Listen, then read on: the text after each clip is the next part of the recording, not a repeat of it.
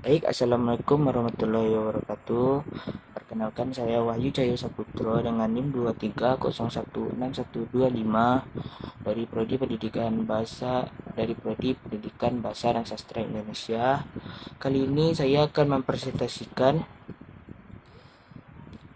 materi tentang keterampilan berbicara dalam bentuk membaca berita. Ini tugas dari matkul keterampilan berbicara yang diampu oleh Ibu Dr. Handes Ermawati Arif MPD. Baiklah, keterampilan berbicara dalam bentuk berita yaitu ada 3 pembahasan. Yang pertama, bahasa penyiar atau pembaca berita. Yang kedua, langkah-langkah membaca berita. Yang ketiga yaitu naskah berita. Nah, yang pertama yaitu bahasa penyiar atau pembaca berita. Bahasa penyiar atau pembaca berita adalah kunci dalam menyampaikan informasi dengan efektif kepada audiens. Penting untuk menjaga kejelasan, kehalusan, dan kejelasan dalam pengucapan kata. Pemahaman yang baik tentang konten berita juga menjadi hal yang krusial, termasuk kemampuan merangkum informasi dengan baik dan menjelaskan topik yang kompleks dengan cara yang mudah dipahami. Selain itu, penyiar berita juga harus siap untuk menghadapi situasi darurat, bencana, dan dapat menyampaikan informasi dengan cepat dan tepat dalam situasi-situasi yang mengharuskan respon instan. Nah, kita lanjut yaitu pembahasan berikutnya yaitu tentang langkah-langkah membaca berita. Yang pertama yaitu pemilihan sumber berita. Langkah pertama adalah memilih sumber berita yang dapat dipercaya dan terpercaya. Ini termasuk situs web berita, surat kabar, saluran televisi, atau platform media sosial yang diakui secara luas untuk menyampaikan informasi yang akurat dan terverifikasi. Selanjutnya yaitu pemahaman judul berita.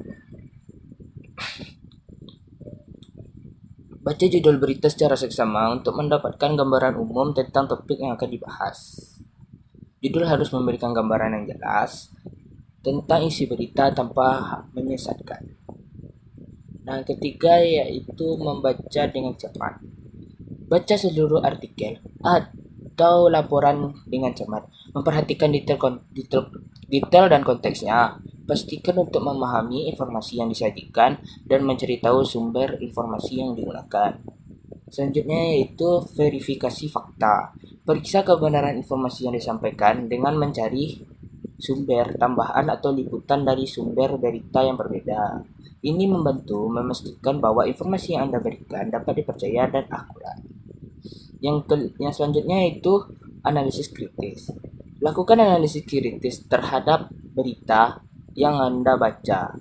Pertimbangkan sudut pandang yang berbeda dan evaluasi potensi bias atau kecenderungan dalam penyajian informasi. Selanjutnya yaitu cari informasi tambahan. Jika topik yang dibahas kompleks atau belum sepenuhnya dipahami, cari informasi tambahan dari sumber-sumber terpercaya untuk mendapatkan pemahaman yang lebih mendalam. Yang terakhir yaitu beri tanggapan atau tindakan. Setelah membaca berita, pertimbangkan untuk memberi tanggapan atau tindakan sesuai dengan informasi yang Anda terima. Ini termasuk berbagi informasi dengan orang lain, mengambil tindakan tertentu, atau terlibat dalam diskusi yang relevan.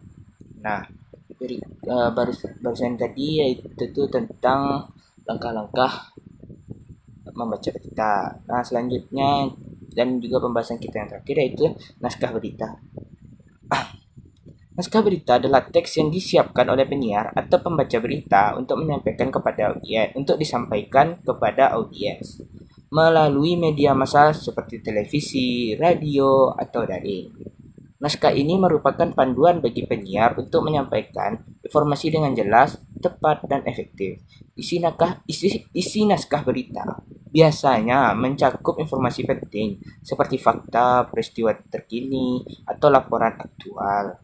Selain mengandalkan teks, penyiar juga dapat menggunakan elemen visual seperti grafik, gambar, atau video untuk melengkapi naskah berita dan membantu memperjelas informasi yang disampaikan. Penggunaan elemen visual ini dapat meningkatkan daya tarik pemahaman audiens terhadap berita yang disampaikan. Sekian presentasi saya tentang keterampilan berbicara dalam bentuk membaca berita. Saya tutup. Wabillahi taufiq wal hidayah. Wassalamualaikum warahmatullahi wabarakatuh.